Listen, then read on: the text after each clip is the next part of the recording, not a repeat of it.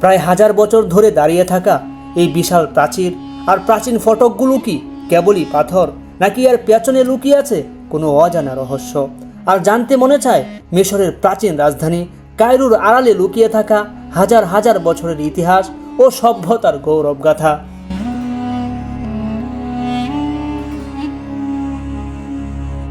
আর এই বিশাল প্রাচীর এবং ঐতিহাসিক ফটকগুলো আসলে কারা নির্মাণ করেছিল আর কেনই বা নির্মাণ করেছিল, আসুন পথিমধ্যে জেনে নেই এর সংক্ষিপ্ত ইতিহাস।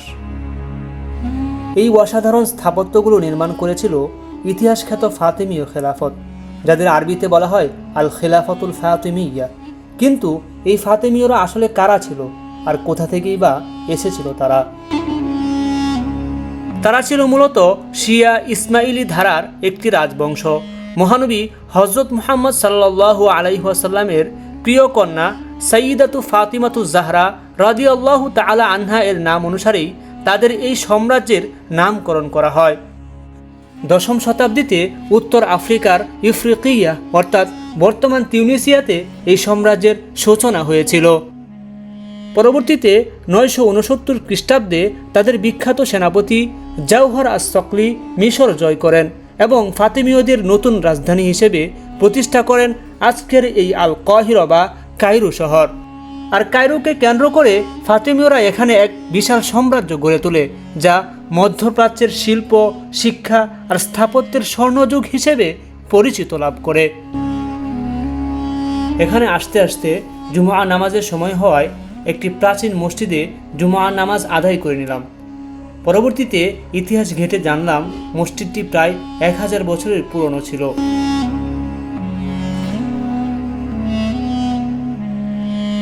এটি হলো সেই বাব আল ফুতুহ, যা তৈরি করা হয়েছিল বিশাল আকারের নিখুঁত চুনা পাথর দিয়ে।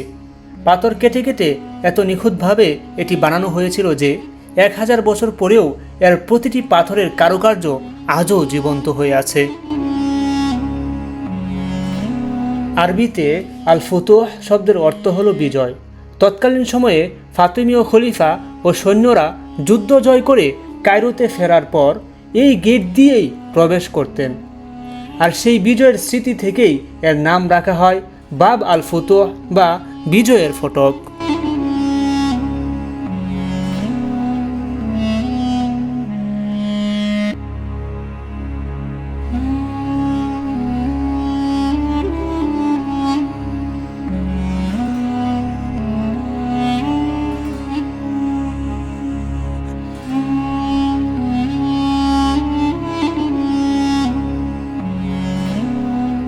আর এটি হলো বাব আন-নসর।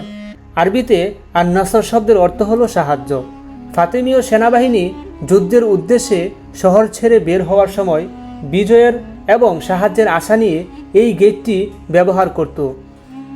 তাই এর নাম রাখা হয় বাব আন-নসর অর্থাৎ সাহায্যের ফটক।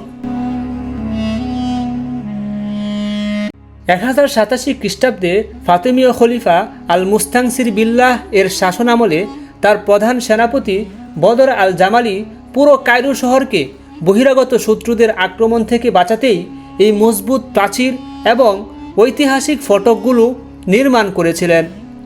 এগুলো ছিল কায়রোর মূল সুরক্ষা প্রাচীর এবং ফাতেমীয় রাজাদের স্থাপত্য শিল্পের এক অনন্য উদাহরণ। 1000 বছর আগের এই পাথরের দুর্গ আর গেটগুলোর সামনে দাঁড়িয়ে সত্যিই রোমাঞ্চ অনুভব করছিলাম।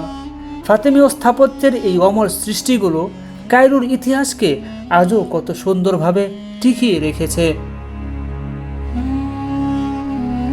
আজকের এই ঐতিহাসিক বাব আল ফুতুহ এবং বাব আন-নসরের সফরটি আপনাদের কেমন লাগলো তা কমেন্ট করে অবশ্যই জানাবেন।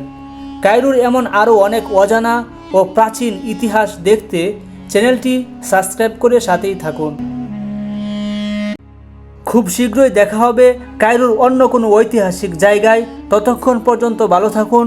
আসসালামু আলাইকুম ওয়া রাহমাতুল্লাহ।